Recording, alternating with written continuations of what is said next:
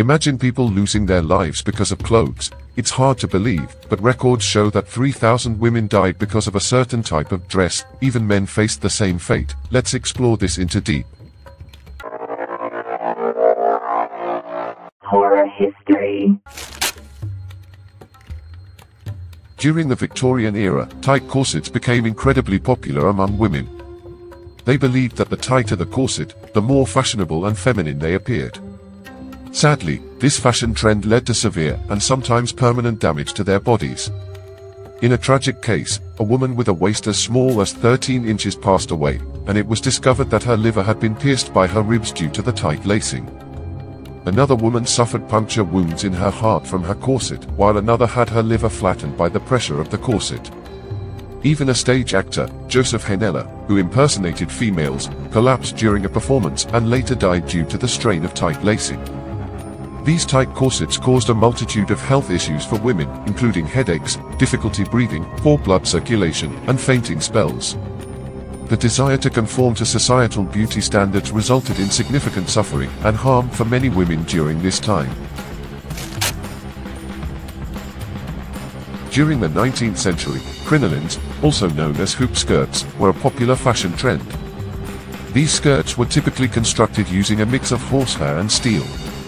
Because the hoop of the skirt extended far from the body, women had to be very cautious as they moved about in their dresses. Unfortunately, wearing crinoline skirts posed serious risks. Around 3,000 women, according to estimates, experienced accidents while wearing these skirts. The design made them susceptible to catching fire easily. Moreover, if a gust of wind caught the skirt, a woman could find herself at risk of being blown off a pier or cliff. Moreover, the expansive skirts were prone to getting caught in machinery or the wheels of wagons and buggies. Tragically, one woman, as reported in the Essex Standard, lost her life while working in a crinoline factory. Her skirt became entangled in a machine, resulting in a fatal injury as her skull was crushed. The popularity of crinoline skirts brought about both fashion and safety concerns, highlighting the complexities of 19th century attire. In the 1800s, men commonly wore detachable collars that were heavily starched and stiff. These collars were convenient because they were easier to keep clean. However, they posed a serious risk, especially during moments of unconsciousness, such as after heavy drinking. Tragically, some men would pass out while wearing these tight collars and suffocate to death due to restricted airflow. In one instance, a man's windpipe was completely blocked by his collar and he was discovered lifeless on a bench. Another man met a similar fate after suffering from indigestion, which caused his neck to swell. The stiff collar compounded the problem, leading to his untimely demise. These collar-related deaths occurred frequently enough that the phenomenon became known as the father killer. The use of heavily starched and stiff collars, while fashionable, carried significant risks, highlighting the dangers of certain fashion trends during the 19th century. In the late 18th century, there was a brief fashion trend that moved away from the traditional corsets and elaborate garments worn by women. Instead, there was a preference for flowing Regency-style gowns. These gowns resembled Grecian togas or dresses, known for their simplicity, which highlighted the natural curves of a woman's body. To achieve the desired look, women would dampen the muslin fabric of their dresses so that it would cling more closely to their bodies, accentuating their figure. However, this seemingly harmless practice had serious consequences, especially during colder weather when many women did not wear undergarments, as was common among middle-class women of the time. Unfortunately, many women fell ill with pneumonia as a result of wearing wet muslin dresses in chilly conditions without proper undergarments. In fact, doctors attributed a significant outbreak of influenza in Paris in 1803 to this trend, even dubbing the epidemic wet muslin disease. The fashion for Regency-style gowns had unintended health risks, underscoring the importance of considering the consequences of fashion trends on health and well-being. In the early 1900s, fashion designer Paul Poiret introduced a controversial garment known as the Hobble skirt. This skirt tightly constricted women's movements from the knees down, compelling them to take very small steps, thus giving rise to the term hobble. Some believed that wearing the hobble skirt made women appear more graceful and delicate, while others expressed concerns about its safety implications, as it increased the risk of tripping and falling. Tragically, there were instances where the limitations imposed by the Hobble skirt led to fatal accidents. For example, one woman lost her life when she was unable to evade a horse that bolted through a crowd due to the restricted movement imposed by her skirt. Another tragic incident occurred when a woman stumbled on her skirt and fell over the railing of a bridge, resulting in her end of life. Fortunately, the popularity of the Hobble skirt was short-lived, lasting only from 1910 to 1913 before it fell out of fashion. This brief but controversial trend serves as a reminder of the impact of fashion on both style and safety during the early 20th century. Welcome to the Horror History. If you enjoy the content, consider hitting that subscribe button so you never miss out on the latest updates. We'd love to have you as part of our community. Thanks for stopping by and happy watching.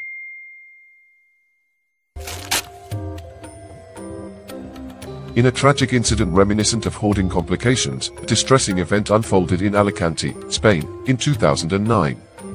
3 family members lost their lives when the first floor of their home collapsed under the immense weight of a vast collection of clothing. The victims included a man, his wife, and their 12-year-old daughter. News reports revealed that the couple suffered from Diogenes syndrome, a condition characterized by compulsive hoarding behaviors. This syndrome contributed to the accumulation of mountains of clothing in their home, ultimately leading to the fatal collapse. Miraculously, the family's older daughter survived the ordeal. She was asleep in an upstairs bedroom at the time of the accident. Upon waking up and realizing that the floor had given way beneath the weight of the clothes, she spotted her sister's arm protruding from the heap and promptly alerted authorities. This tragic incident sheds light on the severe consequences of compulsive hoarding and the importance of seeking support for individuals struggling with such conditions. Draco, the first legislator of ancient Greece, left a legacy marked by both his achievements and his unusual demise. He is renowned for introducing written laws that replaced the previous system of oral law and trial by combat. However, Draco's laws were notorious for their severity, as they often prescribed death for minor offenses. This extreme approach led to the term draconian, which persists today to describe excessively harsh or cruel laws. Despite his contributions to legal reform, Draco's death remains a peculiar footnote in history. While visiting the island of Aegina to receive honors for his work in Athens, he found himself in a bizarre and fatal situation.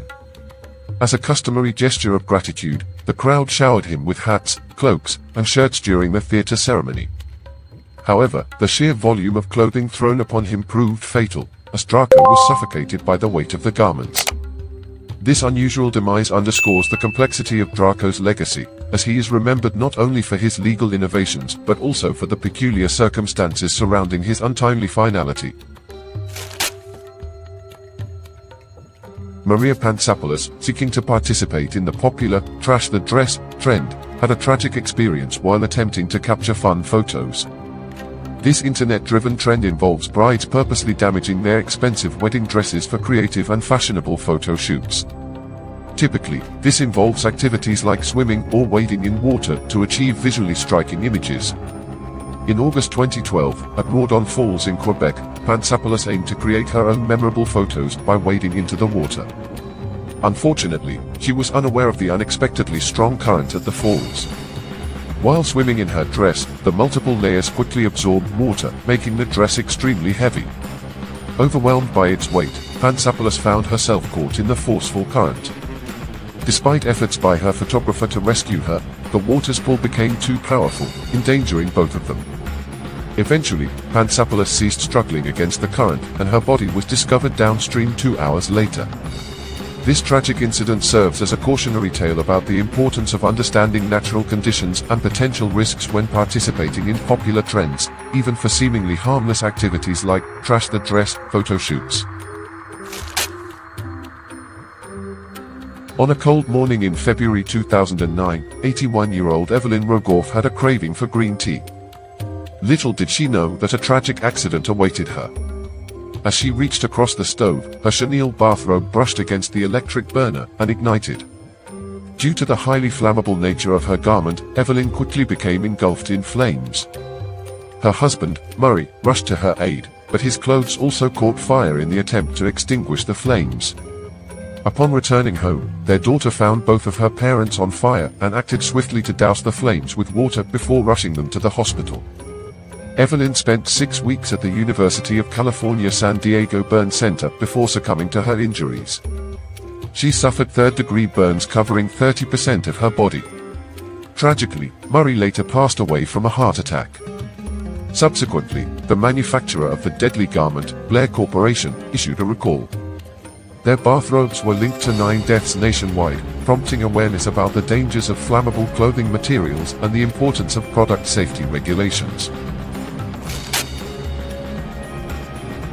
During the Victorian era, Carl Wilhelm Scheele introduced a revolutionary green dye known as Scheele's green, which quickly gained popularity. Before its invention, people lacked a convenient green dye for clothing, wallpapers, and artworks. They had to resort to dyeing items blue and then yellow, or vice versa, to achieve the desired green hue. However, Scheele's green, composed of copper and arsenic, proved to be perilous and lethal. The arsenic in the dye could seep through the skin of those wearing the dyed clothing, causing serious harm. Users experienced nasal, gastric, and eye irritation, and children suffered poisoning and even death from arsenic socks. Rooms painted with arsenic-based paints were also implicated in causing fatalities, including the death of Napoleon. Despite awareness of its dangers, people continued to use Scheele's green and even adopted a newer, more vibrant green called emerald green. This dye, made from copper acetoarsenite, was equally deadly and remained fashionable for less than a century. Eventually, as concerns for health grew, people abandoned these toxic dyes, opting to preserve their well-being. Although the use of arsenic-laden clothing declined, remnants persisted as people repurposed them to cover walls, tables, and even food. The era of Scheele's green and emerald green serves as a cautionary tale about the dangers of toxic substances and the importance of prioritizing health and safety over fashion trends. If you enjoyed this video, don't forget to hit that subscribe button to stay updated with our latest content. Your support means the world to us. Thank you, and see you in the next one.